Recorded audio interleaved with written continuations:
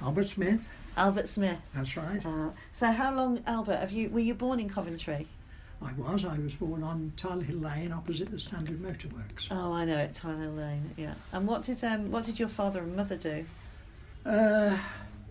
My mother did occasional part-time jobs, but I mean, when children were growing up in those days, mothers very rarely had jobs. Mm-hmm. My father was an engineer, machine tool engineer, and... where did he work?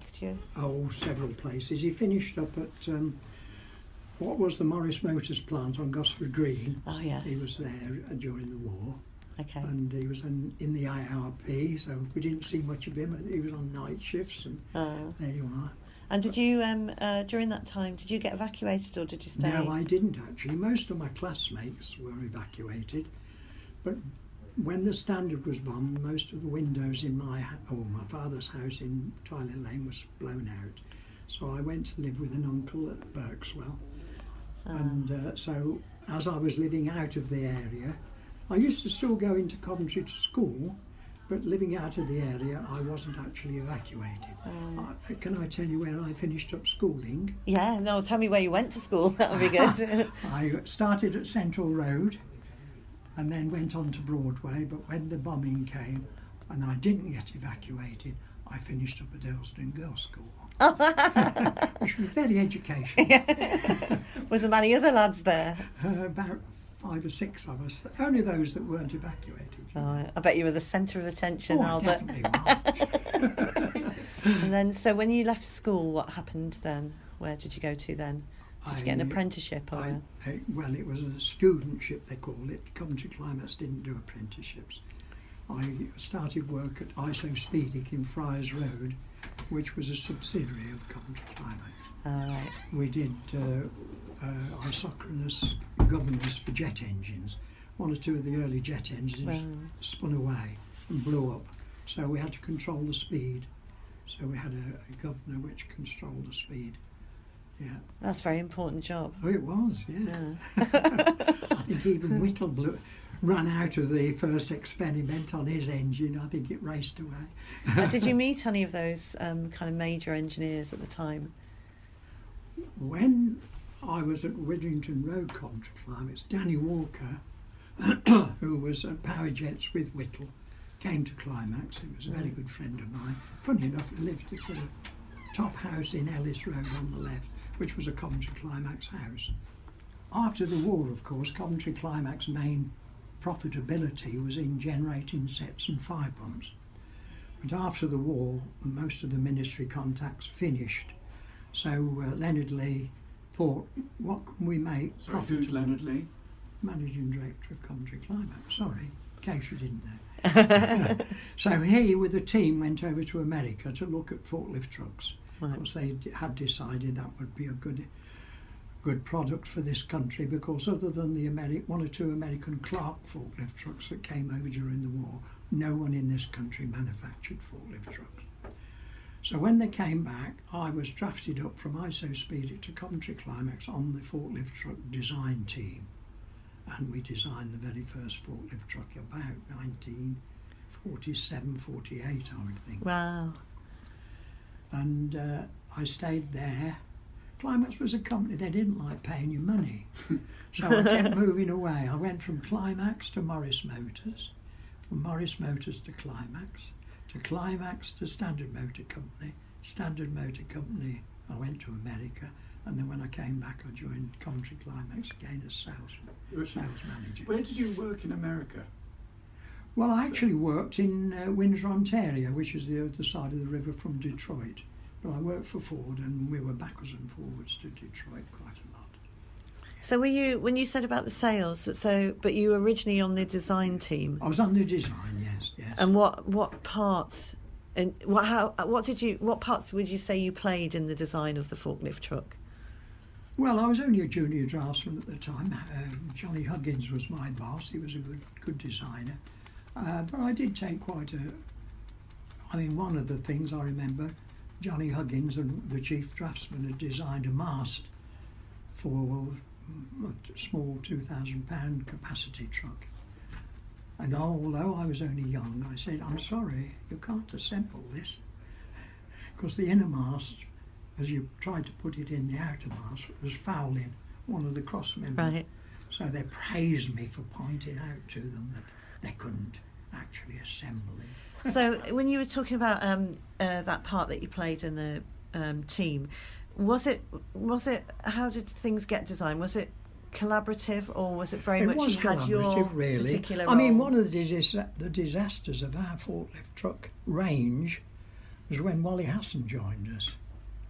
Because And who's that? Wally Hassan was he designed, I think, to a great extent, the XK120 engine. The For whom? For The XK120 engine. Who's that Who's for? the company? Jaguar, of course. He Jaguar, worked for Jaguar, right. but they co-opted him to Climax, and he went on to a design team designing a new forklift truck, which was termed the CDFT. That was the model. But of course, Wally Hassan was brilliant with Bentleys. But have you ever heard of a forklift truck weighing 6 or 7 tons with cable brakes, which he had on the Bentleys, of course, and he thought that would stop a forklift He truck. was one of A the 6 Bentley tons. boys. He was one of the Bentley boys. Yeah. But it was the XK120 engine which, of course, brought onto the market, which dominated, really, you know. It eventually led to the E-type and the C and D types, which were the Le Mans racing cars. So when he came and you knew that what he was suggesting wasn't going to No, work. but he was on the forklift truck side, and the man that came with him was Harry Mundy, who was on the engine side, and Harry was mainly the man that designed and oversaw the design of the featherweight forklift, the featherweight engine rather. That funny enough, I looked for the outside here. There was a round tank full of water that they used to test the outboard engines in, and the outboard engine, which eventually was used in the Imp, the Herald Imp, was too powerful. Every time it started up, it used to throw all the water out the tank. Everybody used to get drowned. But that wasn't a very good development, because the engine was too powerful for the bevel gears at the bottom of the drive, where you have to turn your drive through 90 degrees for the propeller. And it never really got developed. But eventually that engine went into the Herald, into the Imp, and Hillman Imp. sorry, The Hillman, Hillman I Imp. meant to say. Hillman not Imp. Hillman. I remember those cars. Yeah. So it was aluminium then, was it? Because that engine was all aluminium. aluminium engine, that's right. So that came from Climax. I Yeah, didn't realise. oh, that was Climax. Amazing. Yeah, it was designed for the outboard motor, but as I say, it never got produced. Just So like what- the Grand Prix engine was designed as a fire pump. Oh, it was. Oh, yes. Yeah. Then, of course, the fire pumps, they wanted bigger capacity to get better flow from the pumps. And he then went on to design a 1 litre and then a 1.5. And then, of course, the racing boys saw the potential of those engines. And, Because they were so light to carry. well, Is the that right? original fire pump engine it could be handled by... And that was aluminium as well. Oh, that was all aluminium. Sorry, I it's would my say, interest there. yeah, but I would say that that happens here a lot, that things happen by happy coincidence or collision yes, or yes. accident. It's very rare that you set out to do something and you don't deviate, or something comes in, or you along the find a way. different use for it. Yes, Yeah. quite. But the interesting thing is that there's this ecology in Coventry. Well, not so much today, but definitely at that time, when there were all these engineering firms. So there was this sort of Oh, People moved around though opportunity as for the well. sort of thing yeah, you're talking yeah. about. And I think that shift of when my dad came and my granddad came in the 40s. One of the things that they always said, although he stayed at the Humber, was that you could pack your job up on Friday and start again on Oh, Monday. you always could, But yeah, because of yeah. all that movement, like you're saying, I'm sure that, all that knowledge moves around all the time. Oh, it did. Doesn't it? Yes, and it yeah. influences, and also that corridor of, because you start doing this, you need all these components, you need tools, and so there's all these other feeders, I suppose. So can I, I know that you'll have loads of things you are going to talk about, but just from our artistic point of view, this building, when you knew it, what was it like? What was some of the features that were in here? Or Or what are your major memories of it? Well, I only remember it as a bare building with a crane in the roof. And So you see straight up to the roof then? Oh yes, of Yeah. course. You can still see that crane, but you have to go up onto the viewing platform on the No, top there. the whole length of the building that I remember it, and whether I can't just visualise where it ended now, but the whole length had the crane going from one end to the other. Yeah, we're going to make that happen again. Yes, well, we're going to put an aerial rig up there for, you know, we teach trapeze and hoops and all of these things. The crane at the minute is sitting in a particular place, Is it? but we're Yes. going to move it along so that it's at the end, so that when we open up the ceiling and we put the aerial rig on the shelf, you know, Yes, on the yes, wall that it yes. moves up and down on, we're going to move it to the end so that everybody can see it always when they're in the building, and then have the aerial rig just across the top, because it's a beautiful thing. I'd Oh, love it to is. see it moving. That's what I was worried when I came. I thought, I hope they haven't No. scrapped it. you know. No, that's up there. That's important features Oh, to of course us. it is. to, That's you know, right. I can't wait I to mean, see that goes right back to Daimler days, obviously. Yeah, you know. yeah. And when you worked here, were there any women working? Oh, there were quite. I mean, as you come through the gate where the weighbridge is, all that left-hand side was service department, and there was quite a lot of women working there. But no women in Not in any the your... manufacture particularly. No, No. no. I mean, on inspection and things like this, you know. When do you think the first female engineer started emerging? Well, that was I would have thought. After your time. No, I mean, my daughter went to Stoke Lodge School with, what's her name? Went to Jaguar. I can't just remember her name now. I've told you about her, David. I've got a picture of I'd love to discover it, because we are really struggle for. One of the projects we do is the history of Coventry. Kind of we use that to Yes. start that, because they're making children are year fives are making marvellous mechanical machines. They're imagining these things, and they're based on a period of history. And every time I go in to try, I'm trying to focus on some of the women, but their stories are just not told, like Sydney Stringer, you know, the woman that was behind that, and it's always told from Sydney Stringer's point of view. Or, so if you know a female engineer that was Well, as I say, early you days. should know her, David. She lives at Martin. You're right, Albert. No, You I'm just all have a little- right. It's your memory that's failing. Yeah, well, I told you. I've got unfortunately, tends Where to be did right she more Where often did she than not. work? Jaguar.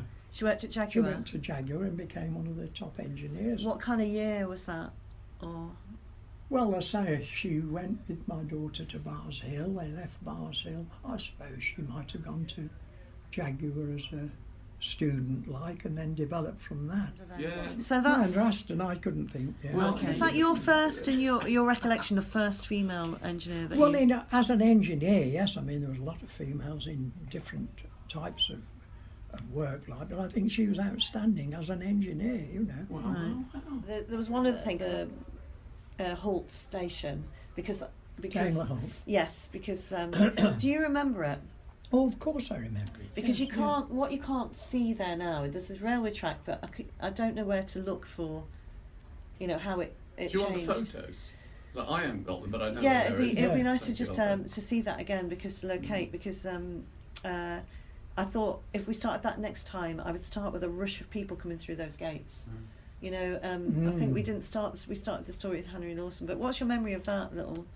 Well, I say when I was at Widrington Road, several men and women used to come to work from Kenilworth to Daimler Holt and walk up Widrington Road.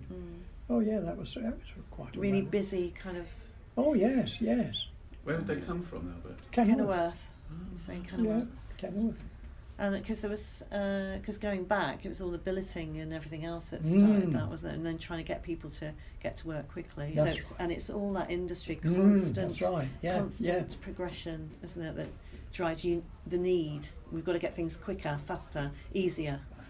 So have you been back here into this building since? You No, left? I've said to David many times That was I the would first love time. to come and have a look, you know, but he's so busy, you know, he never can't said fit me in. It was only when I said, It's really, I'd say good. now, there's an absolutely beautiful view of it. When you go up the Fossil Road, just as that housing, this housing, you know, the houses that Yeah. are over there now, just as you're coming to them, there's a gap in one of them, and you look through and I've you seen see it. the whole. It's a Yeah. beautiful Mm. image of the building from that side, because it looks great from that Yeah. side.